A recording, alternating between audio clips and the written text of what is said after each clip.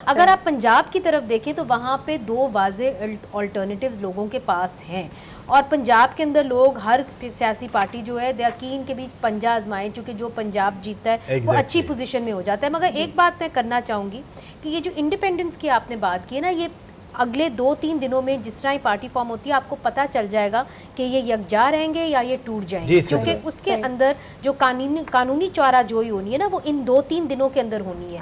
और उसके अंदर इन्होंने ये फैसला करना है कि इनको पीटीआई का जो स्लोगन है या आइडियोलॉजी है, नहीं, identification as a political party मिलेगी कि नहीं मिलेगी, ये मामला अदालतें तय करेंगी या इलेक्शन कमीशन ऑफ पाकिस्तान तय करेगा। और दूसरा, अगर इनको मिल जाती है तो फिर रिजर्व सीट्स मिलेंगी कि नहीं मिलेंगी। जहां तक मेरी इन्फॉर्मेशन है तो इसके अंदर जो कानूनी माहिर हैं वो ये कहते हैं कि जी इनको रिजर्व सीट नहीं मिलेगी, मगर ये ऐसा हो सकता है कि ये इकट्ठे मिलकर बाद में एक पार्टी बना ले। तो ये एक अहम चीज़ होगी। आप बिल्कुल सही कह रही हैं। और मेरा जो तज्जिया था या मेरा जो ख्याल है वो एक लॉन्ग टर्म पॉलिटिक्स को देखते हुए है, क्योंकि जब आप बार बार जिस तरह आप देखें ना, अगर आप लॉयल्टीज चेंज करते रहते हैं तो कहीं ना कहीं डेंट तो क्रेडिबिलिटी पे पड़ता है। हो गया ना इस दफा तो नजर आ गया I just want to जो लोटे थे वो रगड़े गए। राजा साहब एक छोटा सा कमेंट मुराद शाह साहब लोटे पानी में बह गए कि हम हमेशा गवर्नेंस को ये सोनी के कच्चे घड़े साबित हुए।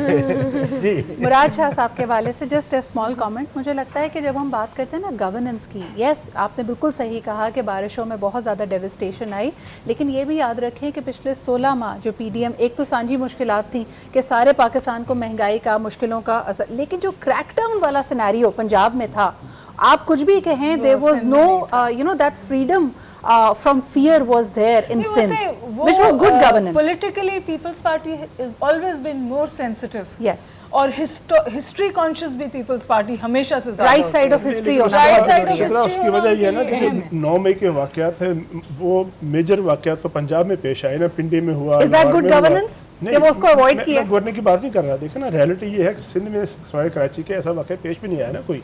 अच्छा, ये जो रिजल्ट है, मैं थोड़ा सा इन पे भी, मैं डॉक्टर साहिबा एमकेएम ये जो बहुत टफ टाइम दिया, लेकिन इस तरह का क्रैकडाउन एमकेएम डॉक्टर साहिबा ये एक कमेंट यही एमकेएम के हवाले से अभी जो रिजल्ट आए, यानी सवाए डॉक्टर फारूक सत्तार साहब वाले हलकों के बाकी जितने भी अभी एमकेएम वाले, ख्वाजा इज़हारुल हसन आगे जा रहे हैं। अच्छा, उसके बाद फरहान चिश्ती साहब हाफिज नईमुर रहमान के मुकाबले में आगे जा रहे हैं। डॉक्टर सिद्दीकी साहब, खालिद मकबूल सिद्दीकी साहब आगे जा रहे हैं। तो एमकेएम रिवाइव हो गई। जो 2018 वाला था वो डिबैकल था, ये जो भी था हम क्या समझें। दूसरा, जो ये पीपल्स पार्टी वाले हलके थे, यहाँ पर पीपल्स पार्टी ने भी बड़ी उम्मीदें लगाई हुई थी। एक तो उनका रिजल्ट नहीं आया, खाली वो आ गया मुस्तफ़ा कमाल वाला और मंदोखेल साहब वाला। बाकी हलकों के रिजल्ट क्यों नहीं आ रहे? लियारी से कुछ नहीं आ रहा, या ये जो दूसरे रिजल्ट आ रहे हैं, मुझे नहीं पता कंपोजिशन का, इनमें पीपल्स पार्टी वाले हलके भी शामिल हैं और वो किसी पहले दूसरे नंबर पे नहीं आ रहे। क्या नज़र आ रहा है? कराची की जो अर्बन पॉलिटिक्स है ना, हिस्टोरिकली वो इस तौर है कि वो पीपल्स पार्टी को कभी भी ओपन आर्म से एक्सेप्ट नहीं करती। कराची वो शहर है जिसको पीटीआई ने ओन नहीं किया, पर उन्होंने पीटीआई को ओन किया। जी, मतलब जिस तरह कराची ने ऑर्गेनिकली पीटीआई को सपोर्ट किया है ना, और पीटीआई ने कभी इनको मुंह ही नहीं लगाया, सीरियसली कभी उन्होंने इस सपोर्ट को गार्नर ही नहीं किया। इमरान खान था वहाँ के रहे नहीं, एक दिन के लिए आते थे। फिर जो एमकेएम इत्तेहादी होते हुए भी पीटीआई से गिला करती थी, फिर एमकेएम जायज गिले करती थी। बिल्कुल सही करती थी। कराची शहर की जो हिस्ट्री है ना जी पॉलिटिकल, आपको पता होगा डेफिनेटली कि जब मोहतरमा फातिमा जना ने प्रेसिडेंट अयूब के खान के खिलाफ इलेक्शन लड़ा, तो पूरे ईस्ट पाकिस्तान, वेस्ट पाकिस्तान में 3 जगह थी जहाँ से मोहतरमा जीती थी, जिनमें से ईस्ट पाकिस्तान, कराची और पिंडी की कुछ सीटें थी और लाहौर की सीटें थी। बाकी हर जगह से वो हार गए थे। तो कराची का बड़ा रोल रहा है हमेशा अपोजिशन की पॉलिटिक्स में।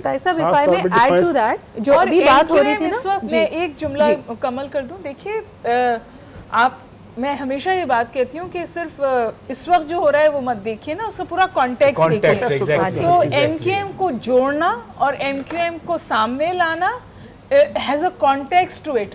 आप खालिद मकबूल सिद्दीकी साहब का बयान सुन लीजिए ना, उन्होंने अपने जोश खिताबत में कहा या जान के कहा, उन्होंने कहा कोई प्राइम मिनिस्टर बन के दिखाए हमारी सपोर्ट के बगैर। He is on record saying that. Politician कभी जोश में बात नहीं करते, सोच समझ के बात सोच समझ के। मैं तो यही गुजारिश कर रही हूँ। अच्छा, फिर मेरा एक सवाल है, मेरा डॉक्टर नहीं, डॉक्टर साहब मैं मेरा एक सवाल है, खामोश हो गया। फिर मेरा एक सवाल है, जो मुस्तफ़ा कमाल साहब बार बार कहते रहे कि अगर बिलावल भुट्टो जरदारी ने वज़ीर आज़म बनना है तो फिर हमसे बात करना होगी, ये भी तो जोश खिताबत में फिर नहीं कहा होगा ना? कुछ जोश खिताबत में नहीं कहा। इसका क्या मतलब मैं है? आपको यही तो आपकी बात जाना पड़ेगा उनके पास। देखिए, जो फिर कॉन्टेक्स्ट पे चाहिए जाना चाहिए। जो बास पार्टीज हैं जो जब मैनेजमेंट होती है तो वो वजन का काम करती हैं। MQM हमेशा उस वजन का काम करती है। 6 सीटें और 3 वजारतें, ये कमाल MQM का होता है। नहीं, फिर अच्छा, ये मुझे सिर्फ बताइए, 3 वजारतें नहीं, डॉक्टर खालिद मकबूल सिद्दीकी कहा करते थे कि ये हुकूमत खड़ी इन 6 सीटों पे है। आप बात कर लें। और जो हमने देखा अभी उन्होंने कहा है जब वोट ऑफ नो कॉन्फिडेंस हुआ। राजा साहब, मैं ये कह रहा था कि अच्छा, पहले रिजल्ट ले लें जी। सादिया, नतीजे आना शुरू हो गए हैं। एक दफा फिर से हम लिए चलेंगे की जानिब। NA 2 नाज़रीन को अपडेट करें, जिसमें फाइनल रिजल्ट हमारे सामने आ चुका है। 43,240 वोट लेकर आजाद उम्मीदवार अमजद अली खान जीत गए हैं। सबसे पहले आज न्यूज पर आप देख सकते हैं NA 2 का सवात 1, जहां पर आजाद उम्मीदवार अमजद अली खान करार पाए हैं, यहां से जीत चुके हैं।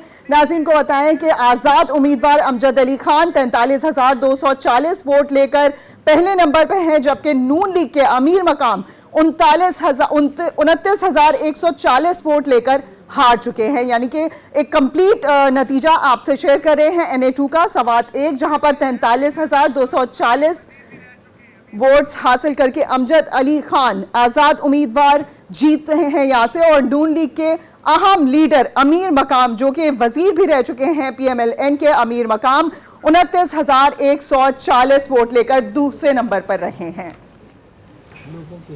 जी थैंक यू। आपने वाकई एक बड़ा हल्का हमें बताया, और अमीर मुकाम साहब के हवाले से ये 2002 में जीत के आए थे। फिर मुझे नादरीन याद है, आप सबको याद होगा, इन्होंने जनरल परवेज मुशर्रफ के साथ अपना एक वेपन भी एक्सचेंज किया था। ये बड़े उनके दोस्त बने। फिर इसी तरह मियां नवाज शरीफ के साथ ये बड़े करीबी उनके अजीज़ बने। और खैबर पख्तूनख्वा का स्पेशली जो पश्तून एरिया है, पेशावर वैली है, हश्त नगरी जिसे कहते हैं, वहाँ अमीर मुकाम ख़ुद फैसले किया करते थे।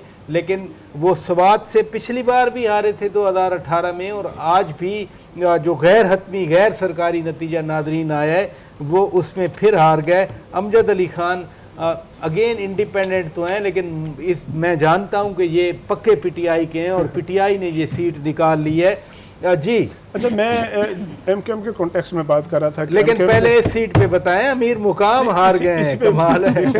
वो 2000 अमीर मुकाम साहब 13 में भी हार गए थे, 18 में भी हार गए थे, फिर हार गए, उनके भाई जीत जाते हैं। जी, उनकी वो शांगला वाली दूसरी सीट है, ये स्वात वाली। अच्छा, मैं ये कह रहा था कि MQM के कॉन्टेक्स्ट में बात हो रही है, आपने कहा ऐसे करके जी कि वो कहते हैं कि हमारे बगैर कोई वज़ीर-ए-आज़म बन के दिखाए। अच्छा, अब फर्ज कर लें कि पीपल्स पार्टी को हुकूमत बनाने का मौका मिलता है मरकज़ में। आसिफ जरदारी साहब ने पूरी इलेक्शन कैंपेन में नवाज शरीफ के खिलाफ, MQM के खिलाफ कोई बात नहीं की।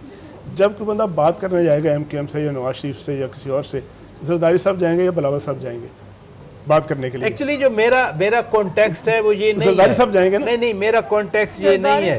जब मुस्तफा कमाल साहब ये कहते हैं, जब नेगोशिएट करता है ना, नहीं, मैं डॉक्टर साहबा, जब मेरा सवाल इस कॉन्टेक्स्ट में है कि जब मुस्तफा कमाल साहब ये कहते हैं कि बिलावल भुट्टो जरदारी को हमारे पास आना होगा, क्या वो वाकई मनीदे आप बताएं, क्या वाकई वो बुला रहे हैं कि आप आए, हम तैयार हैं, या क्या कॉन्टेक्स्ट है? जब वो ये कहते हैं, मेरा आपसे एक शिकायत है। वो शिकायत ये है कि आप शहरों की तो बात करते हैं, मगर जो दूर दराज इलाके जहाँ पे असल में मसला हुआ है आज इलेक्शन के ऊपर, आप उसकी बात नहीं कर रहे। जिस तरह NA 40 से मुझे बार बार मैसेजेस आ रहे हैं और ये कहा जा रहा है कि क्या इलेक्शन कमीशन ने जो वहाँ की पोलिंग है वो तालिबान को दे दी है। वहाँ पे जो जत्था अफराद हैं, मतलब जो मुसल्ला अफराद हैं, उन्होंने जाके पोलिंग स्टेशन के ऊपर बाकायदा कब्ज़ा किया NA 40 में। और ये इलाका है टापी का, इधर गोलकोट टापी का, और यहाँ पे ख़वातीन को कहा है कि आप वोट नहीं डाल सकती, और सिर्फ जो JUIFA के मर्द वोटर्स हैं उनको कहा है कि आप वोट डाल सकते हैं।